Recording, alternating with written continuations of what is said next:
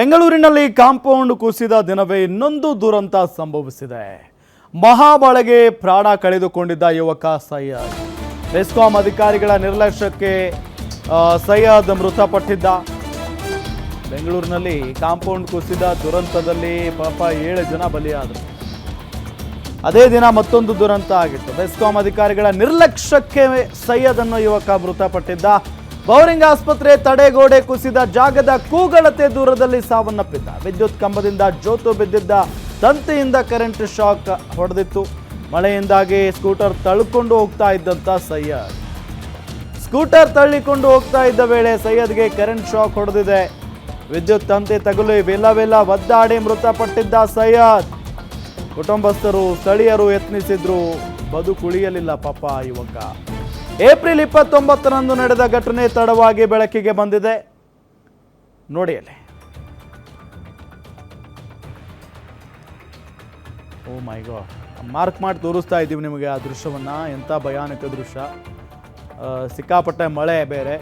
ಇದೆಲ್ಲದರ ಜೊತೆಗೆ ಆ ಯುವಕ ಪಾಪ ಸ್ಕೂಟಿಯನ್ನು ತಳ್ಕೊಂಡು ಹೋಗ್ತಾ ಇದ್ದ. ಏಕಾಏಕಿಯಾಗಿ ಅವನಿಗೆ ಕರೆಂಟ್ ಶಾಕ್ ಹೊಡೆದಿದೆ. ಕರೆಂಟ್ ಶಾಕ್ ಹೊಡೆದಿದ್ದಕ್ಕೆ ಅಲ್ಲೇ ಹೆಂಗೆ ಬಿದ್ದ ನೋಡಿ ಅವನು. ಅರೆ ಕ್ಷಣದಲ್ಲಿ ಆತ ಕೆಳಗಡೆ ಬೀಳ್ತಾನೆ. ಆತನನ್ನು ನೋಡಿ ಪಾಪ ಅಲ್ಲೇ ಇದ್ದಂಥ ಜನ ಕಿರ್ಚಾಡೋದಕ್ಕೆ ಶುರು ಮಾಡ್ತಾರೆ. ಯಾರು ಜವಾಬ್ದಾರಿ ಈಗ?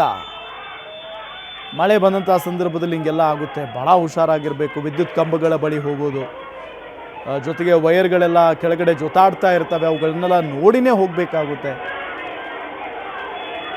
ನೋಡಿ, ಸ್ಕೂಟರ್ ತಳ್ಕೊಂಡು ಹೋಗ್ತಾ ಇದ್ದಂತೆ ಪಾಪ ಸೈಯದ್. ಡೀಟೇಲ್ಸ್ ಕೊಡ್ತಾರೆ ನಮ್ಮ ಮೆಟ್ರೋ ಬ್ಯೂರೋ ಹೆಡ್ ಉಲ್ಲಾಸ್ ಸಂಪರ್ಕದಲ್ಲಿದ್ದಾರೆ. ಉಲ್ಲಾಸ್, ನಿಜಕ್ಕೂ ಬಹಳ ನೋವಿನ ಸಂಗತಿ ಇದು. ಡೀಟೇಲ್ಸ್ ಕೊಡ್ತಾ ಹೋಗೋದಾದ್ರೆ. ನಮ್ದು ಬೆಸ್ಕಾಂ ಅಧಿಕಾರಿಗಳ ನಿರ್ಲಕ್ಷ್ಯದಿಂದಾಗಿ ಈ ಒಂದು ಘಟನೆ ಆಗಿದೆ ಅನ್ನೋದು ಸ್ಪಷ್ಟವಾಗಿ ಗೊತ್ತಾಗುತ್ತೆ. ಒಂದ್ ಕಡೆ ಕಳೆದ 2-3 ದಿನಗಳ ಹಿಂದೆ ಮಳೆ ಬಂದಿತ್ತು, ಸಾಕಷ್ಟು ಮಳೆ ಬಂದಿತ್ತು.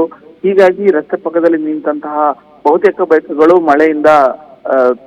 ಮಳೆಯಿಂದ ಹಾನಿಗಾಗಿತ್ತು. ಸೊ ಹೀಗಾಗಿ ಬೈಕ್ ಸ್ಟಾರ್ಟ್ ಆಗ್ಲಿಲ್ಲ ಅಂತ ಹೇಳ್ಬಿಟ್ಟು ಬೋರಿಂಗ್ ಆಸ್ಪತ್ರೆ ಪಕ್ಕದಲ್ಲಿ ಮೊನ್ನೆ ಏನ್ ಇನ್ಸಿಡೆಂಟ್ ನಡೆದಂತ ಸಂದರ್ಭದಲ್ಲಿ 7 ಜನ ಮೃತಪಟ್ಟಿತ್ತು. ಅದರಿಂದ ಸ್ವಲ್ಪ ದೂರದಲ್ಲಿ ಈ ಒಂದು ದುರ್ಘಟನೆ ಸಂಭವಿಸಿದೆ.